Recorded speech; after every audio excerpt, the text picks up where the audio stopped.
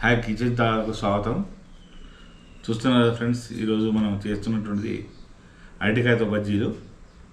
సాధారణంగా తెలంగాణ ప్రాంతం లోపల ఇది ఎక్కువ మంది చేసుకోరు, కానీ మీకు దొరికితే మాత్రం తప్పకుండా చేసుకోండి, చాలా టేస్టీగా ఉంటాయి.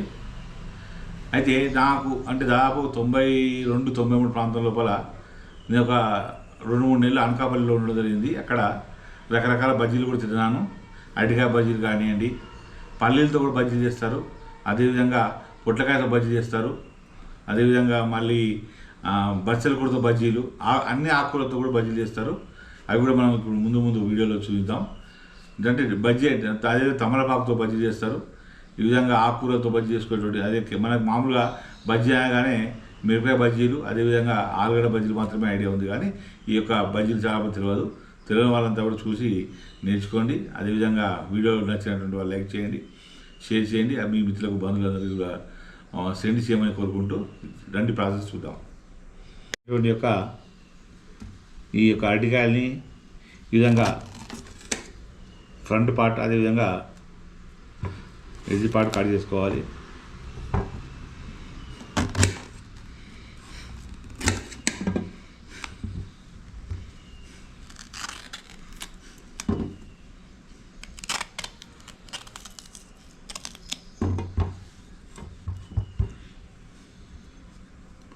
ముఖ్యంగా కేరళ లోపల అరటికాయ చిప్స్ అంటే అమ్ముతారు.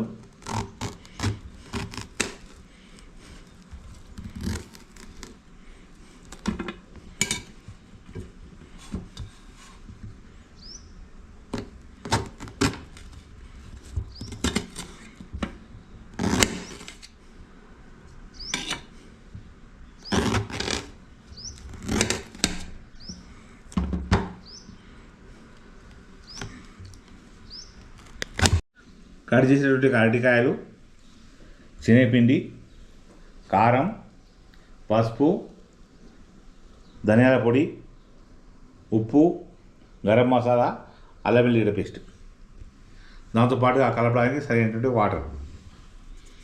ఇప్పుడు ముందుగా కొంచెం కారపొడి తీసుకోండి, ఒక స్పూన్తో కారపొడి, తర్వాత కొంచెం పసుపు, ఒక అర స్పూను ధనియాల పొడి, కొంచెం గరం మసాలా, ఒక అర టేబుల్ స్పూను ఉప్పు, ఒక అర టేబుల్ స్పూన్ అల్లం వెల్లుల్లి పేస్ట్.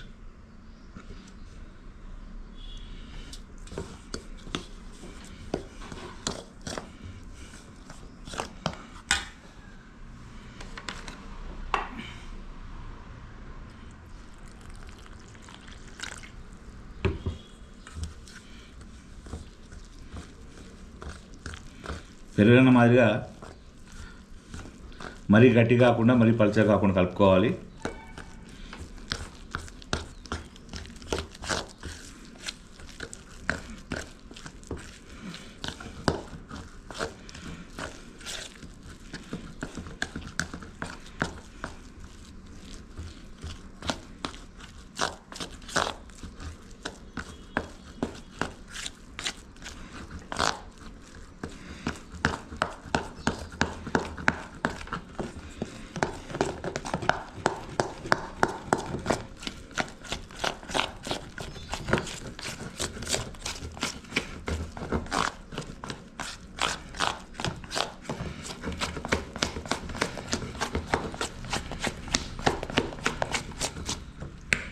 కలుపుకున్న తర్వాత ఒకసారి కొంచెం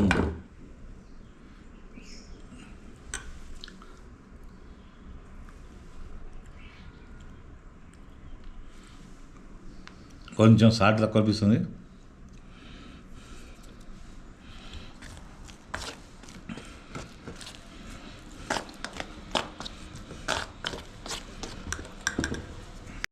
చిన్న బాండీ లోపల ఆయిల్ వేసుకొని వేడి చేసుకోవాలి. మీరు గమనించండి, ఈ అరటికాయ బజ్జీ కలిపేటప్పుడు ఒకవైపు మాత్రమే పిండి పెట్టాలి, ఇంకోవైపు ఖాళీ ఉంచాలి. ఎందుకంటే బజ్జీ కాలాలంటే, అరటికాయ కాలాలంటే తప్పనిసరిగా ఒకవైపు ఓపెన్గా ఉండాలి, ఒకవైపు క్లోజ్ చేయాలి. చూసాం, ఒకవైపు ఓపెన్ ఉంది, ఒకవైపు క్లోజ్ ఉంది.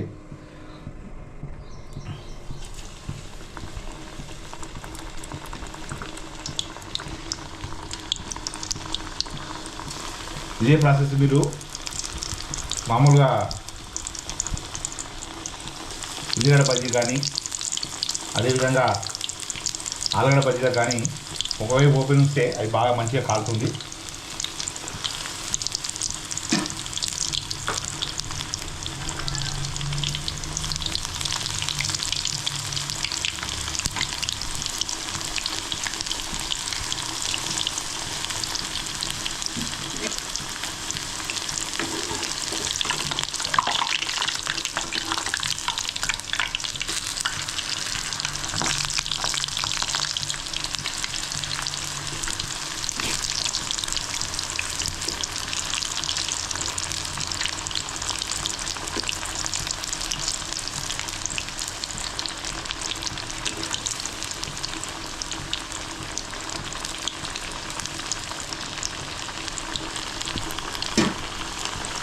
చక్కగా వేగాయి. చూసిన వైపు అలా ఓపెన్గా పెట్టడం వల్ల ఇటు అరటికాయ కూడా చక్కగా ఫ్రై అయిపోయింది.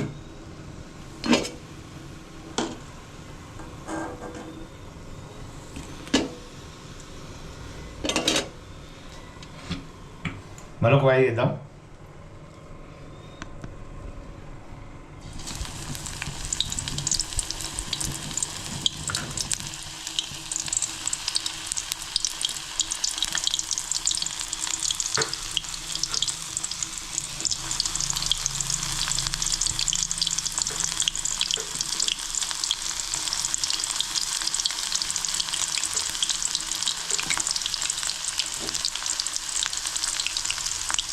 ఇష్టలేకపోవచ్చు, చిప్స్ మాదిరి కూడా కొంతమంది తినడానికి ఇష్టపడతారు కాబట్టి కొన్ని చిప్స్ మాదిరి డైరెక్ట్ వేసిద్దాం.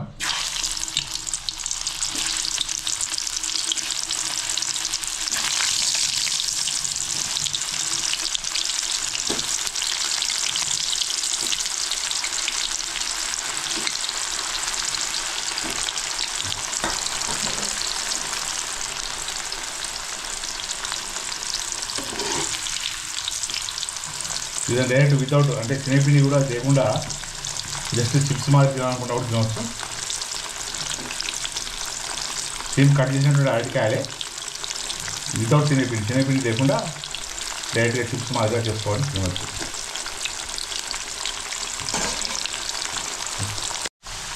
చూస్తున్న చిప్స్ చక్కగా గోలించబడ్డాయి కారకారలాడుతూ.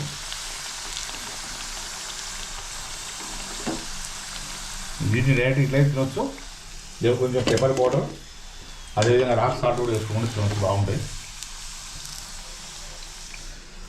ఇది ఒక 1 year వరకు కూడా నిల్వ ఉంటాయి. ఎట్లా చిన్న చిన్న టూర్లకు వెళ్ళేటప్పుడు లేదా అవుటింగ్ వెళ్ళేటప్పుడు ఇటువంటి తీసుకుని వెళ్తే పిల్లలు కూడా ఇష్టంగా తింటారు. జంక్ ఫుడ్ కూడా దూరంగా ఉండవచ్చు.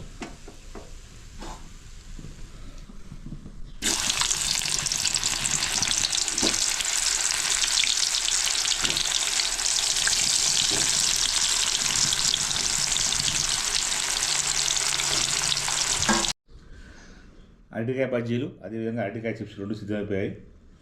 మరి వీటి ఎట్లా తినాలనేటువంటిది చిన్న టెక్నిక్ ఉంది. ఇది రాక్ సాల్ట్, ఇది పెప్పర్ పౌడర్.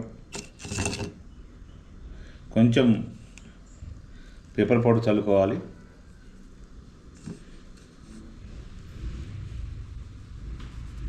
ఆ తర్వాత కొంచెం రాక్ సాల్ట్ లైట్గా.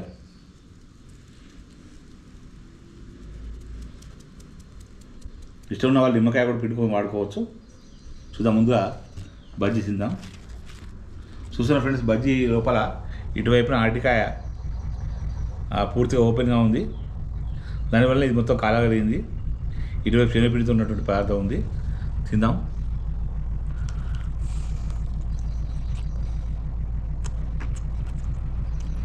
చాలా బాగుంది, అద్భుతంగా ఉంది. చిన్న గమనిక ఏంటంటే ఈవినింగ్ స్నాక్స్లో మామూలుగా అంటే నాలాంటి బయటకు ఉన్న వాళ్ళు ఒక 2-3 తింటే సరిపోతుంది. పిల్లలు అయితే 4 తిన్నా కూడా ఏం ప్రాబ్లం లేదు. అలా పెట్టండి, ఇంట్లో పలా న్యాచురల్గా ఫుడ్ బాగుంటుంది.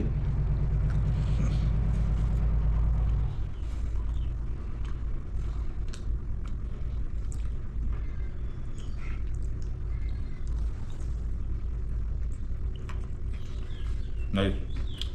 ఇప్పుడు ఒక చిన్న